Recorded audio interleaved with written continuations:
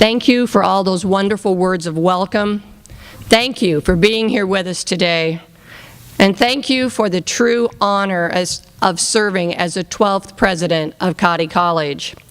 Whether you're here in person or via live streaming from your living room, your presence with and participation in our inauguration is greatly appreciated. Now, you'll notice I said the words "our inauguration," for this event is not about one person. This event is not about one president. Rather, it is about the entire institution of Cottey College, all of its constituents, and its future. It is for you, our outstanding students, faculty, and staff, for our faithful alumni, our treasured P.E.O. sisters, the community of Nevada, all of the friends of the college, whom together create the heart and the soul of this institution. Thus, welcome to our inauguration. Now, before I go any further, I do need to say some words of thanks. I'd like to say thank you to our honored guests and delegates for being here with us today. Thank you to all of my predecessors, but most particularly to Dr. Helen Washburn and Dr. Judy Rogers for their tireless work that helped create the Cottey of today. And thank you, Dr. Washburn, for traveling home to be with us.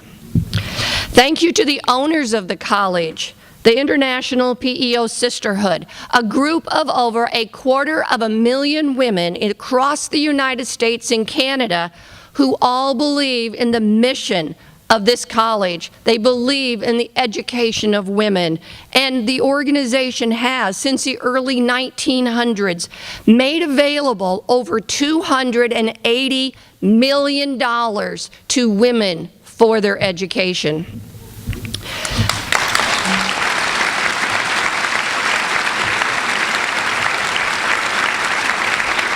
Thank you to our Board of Trustees, men and women from across our country who believe in and support the mission of Cottey College and who make decisions to move our college forward with students in mind.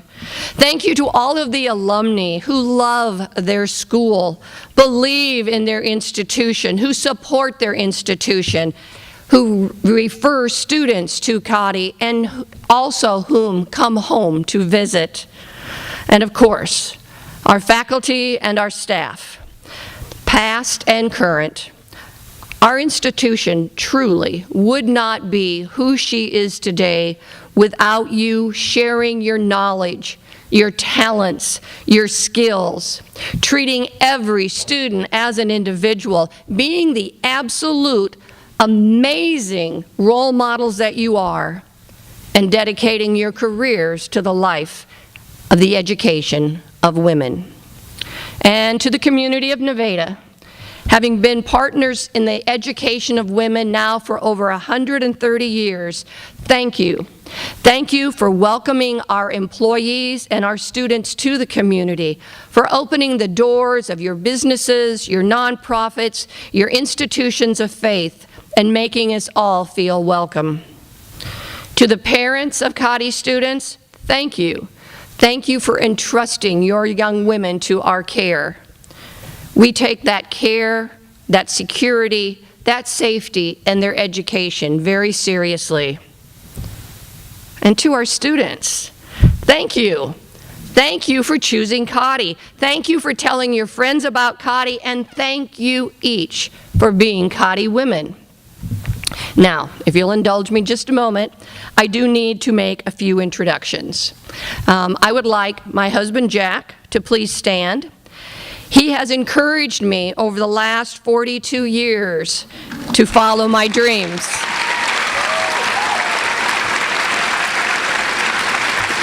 Our older daughter, Sarah, her husband, Joe, and their children, Maya and Jack, from Lake St. Louis, Missouri. Thank you for being here.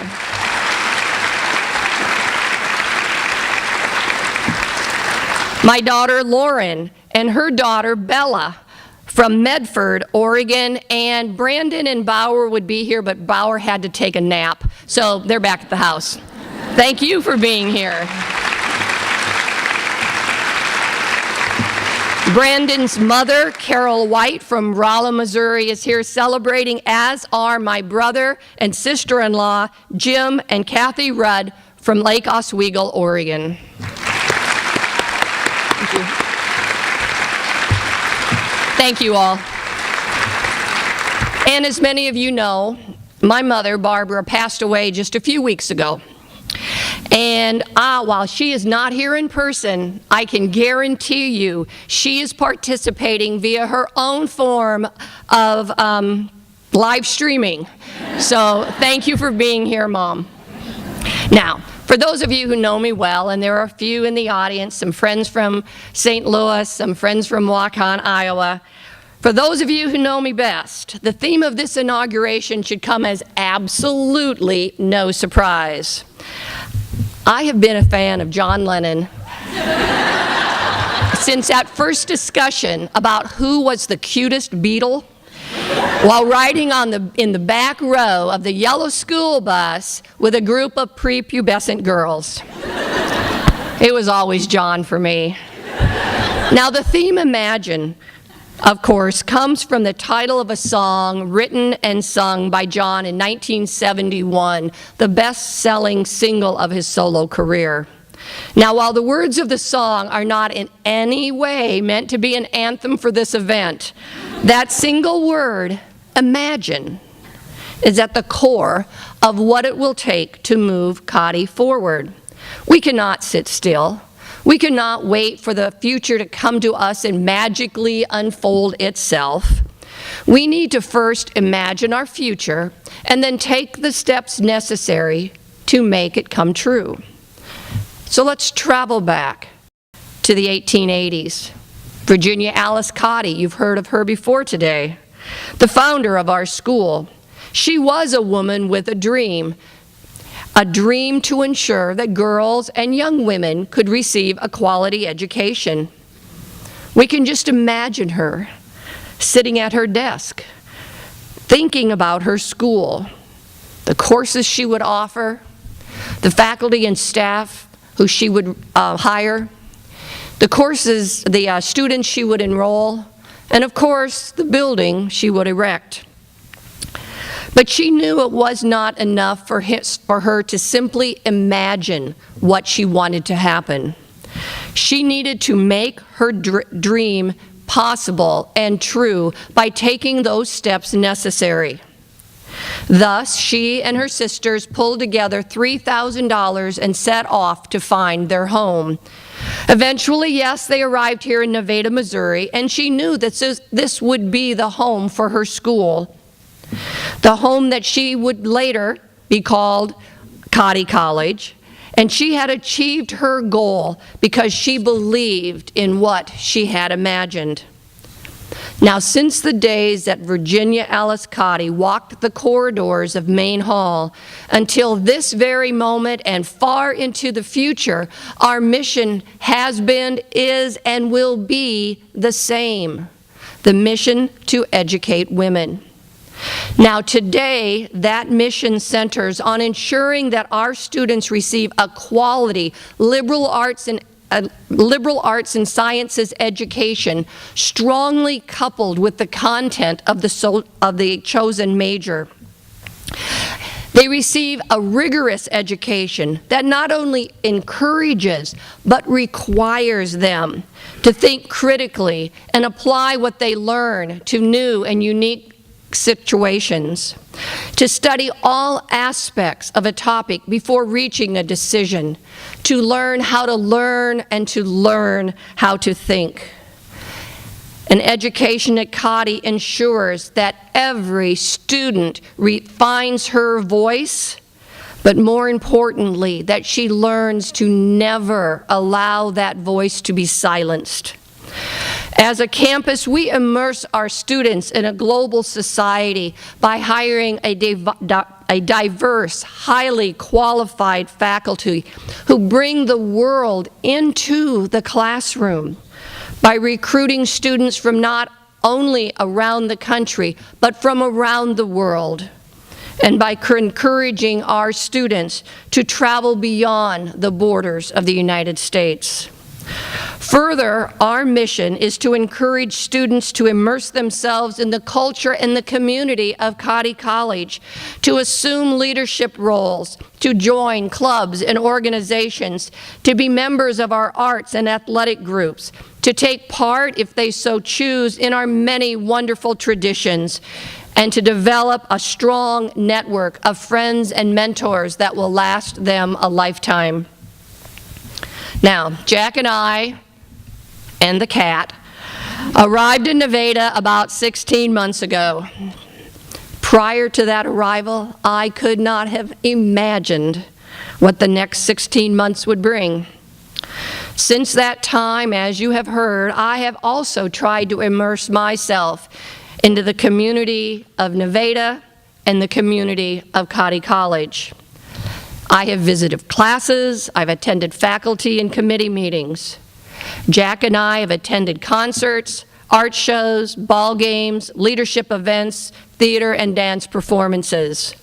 I've sweated in the workout center, I've swum in the swimming pool, I even participated in a dance video. I attended college at Vacation College, and I have met many visitors on campus, including prospective students, their parents, P.E.Os, and alumni. I spent time with our students at Pizza with the Prez, the annual Thankathon, in the dining hall, and just around campus. And I have been introduced to many of the treasured traditions on campus, including signing of the Cottey book, hanging of the greens, and capping, just to mention a few. I've met new students at See for Yourself Weekend, and P.E.Os and friends of the college at Visit Days, Founders Weekend, international and state conventions and seminars. In fact, over the last year, I have visited 12 states. I have met hundreds of P.E.Os and alumni, and I have enjoyed proudly telling the story of Cottey College. I've listened a lot, I've learned a lot, and I, along with you, have started to imagine the Cottey of the future. Ralph Waldo Emerson is quoted as saying that in art, the hand can never execute anything higher than what the heart can imagine. So my question to you is very simple. What can Cottey imagine that our hearts, our hands, our talents, our skills, and our belief in this institution can create together? The answer is, I believe, quite simply, that there is no limit to what we can imagine, no limit to what we can achieve. Now, tomorrow's Cottey will, in many ways, resemble the Cottey of today. As I said, our mission, in essence, will stay the same. It is only how we deliver on that mission that may change. As the world changes, we need to change. But with change comes opportunity. So what are those opportunities that lie ahead? We have the opportunity to grow. To grow means, first, to increase our enrollment by attending to new markets, creating new relationships, and making new contacts. It will be important for the Cottey of today and the Cottey of tomorrow to be data-driven and data-rich. We will need to adapt to new means of communicating with our students and their parents. We need to be social. We need to be mobile. The individual attention that Cottey has always given to students and their families will need to be closely tied to technology as students begin to make those critical decisions that will affect the rest of their lives. Now, as our enrollment grows, of course, the need for additional faculty and staff also grows, as does the need to increase our academic offerings. Thus, we have invited the faculty to propose and develop additional baccalaureate programs that will arouse student interest and meet the needs of the upcoming market. We have and will continue to ask our students, what degrees would keep you here for 4 years? And then we continue to act on that information. But at the same time, we have to recognize that while we are smaller than most other colleges and universities, we are small by choice. We choose to offer individualized attention to each of our students. So while growth is vital, it will need to be measured growth. So as those numbers increase, of course, we'll need to increase our facilities, academic, library, athletic, housing, and dining. In order to attract new students, what facilities will they expect? And thus, what upgrades will we need to make? As student numbers increase, we need to increase our student life opportunities by asking ourselves, are the students of tomorrow like the students of today? Are there new organizations to create, new traditions that will help bind our students together, new opportunities on and off campus? We will need to continue building relationships with outside organizations and agencies, means by which we can get our name out there and get our name recognized.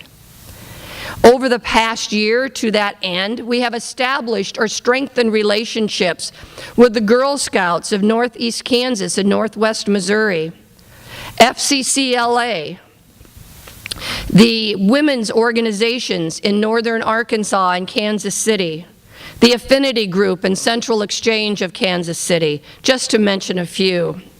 These efforts have resulted, as has already been said, by being recognized and being validated through outside organizations. You know, over the last year, I have heard so many times, Cottey is a best-kept secret. By gosh, I'm tired of being a secret. Cottey should not be a secret. We should stand on the rooftops and shout about everything that Cottey offers to our students.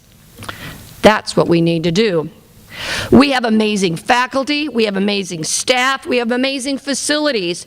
We have wonderful support from our alumni, the P.E.O. sisterhood, the community of Nevada, and all of our friends. We need to learn to better tell our story. And of course, all of this is going to need and require greater financial resources. Philanthropy will play an increasingly important role in our accomplishing our goals. Today, we're in this beautiful facility, surrounded by our talented students and committed faculty and staff because of the generosity of those who came before us. Now it's our time. Now it's our turn to carry that torch forward. So I'm asking all of you to consider making Cottey College your philanthropic priority. Together, we can build our endowment to better support and continue support student scholarships as well as our academic, arts, and athletic programs. But you know, as I said in the first part of this speech, this inauguration is not about one person.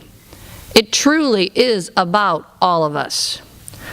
Often an inauguration speech is about the president's vision. But I'm a realist. I'm a pragmatist. I ask myself, what is a vision of a president without the support and the action of all constituents? One person cannot make all of those advances herself.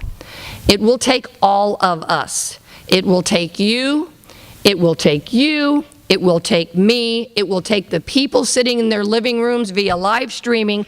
It will take all of us working in unison. Moving forward will mean that we all have to believe in that united vision.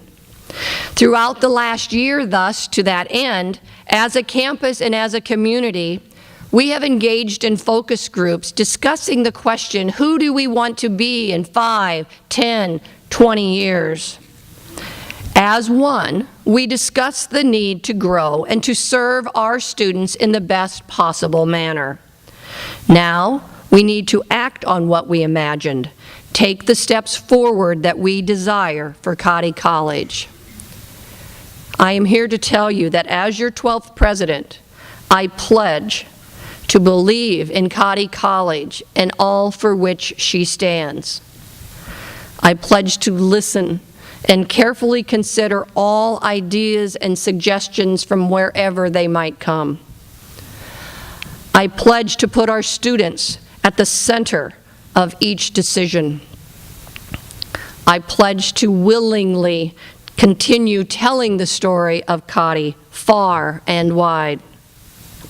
And I pledge to work to make happen what we, as a community and as Cottey College, believe and agree is in the best interest of our college.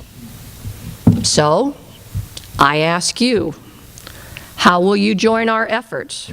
How will you support your college? Students, for instance, will you go home during the holidays and tell young high school girls about your college and invite them for a See for Yourself weekend or the summer workshop? Faculty and staff, will you continue to offer the world to our students, continuing to support them in their education, while also thinking toward the future and being open to new opportunities? Alumni, will you continue sharing the story of Cottey and supporting your college through your talents, your words, and your gifts? To my P.E.O. sisters, will you continue referring students, learning about and talking about Cottey, and supporting your college? To all of our friends, our supporters, I ask you to pledge today to support Cottey by telling her story with those in your personal and professional circles. And also continue believing in that for which Cottey College stands, and help her continue to be an institution for which the mission always has been and always will be to educate young women to be strong, independent, fearless leaders of tomorrow. It will take everyone in this room, everyone at home, at P.E.O. and alumni watch parties across the country, Canada, and beyond. Our hearts, our minds have imagined it. Now together, I know we can make it happen. Thank you.